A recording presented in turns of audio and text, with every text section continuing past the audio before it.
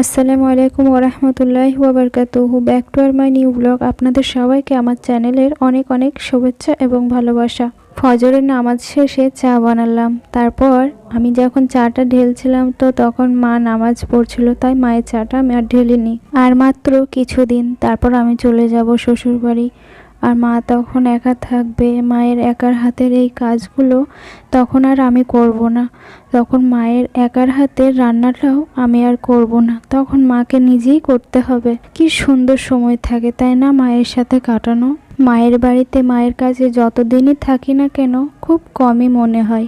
আর শ্বশুর বাড়ি চলে গেলে তখন সব মেয়েদেরকেই মনে হয় যে কতদিন যাবত তো মায়ের বাড়ি যায়নি। আমার প্রিয় আপুরা কখনো মায়ের বাড়িতে এসে মায়ের সাথে ঝামেলা বা উচ্চ ভাষায় কথা বলবে না, কারণ মা এতে খুব কষ্ট পায়।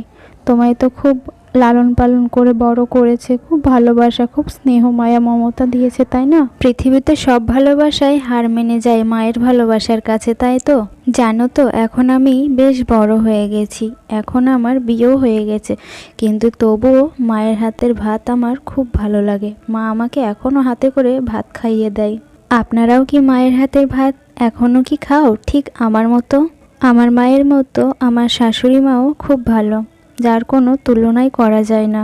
আর কিছুদিন পর আমার শ্বশুরবাড়িটাও আপনাদের দেখাবো। ততক্ষণের জন্য আমার চ্যানেলটা সাবস্ক্রাইব করে চ্যানেলটির পাশে থাকতে হবে আপনাদের।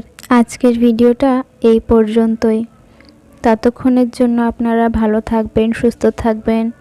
আলহামদুলিল্লাহ আমিও ভালো থাকবো, সুস্থ থাকবো। তো আপনাদের সবার থেকে আজকে এখনই বিদায় নিলাম। আল্লাহ হাফেজ।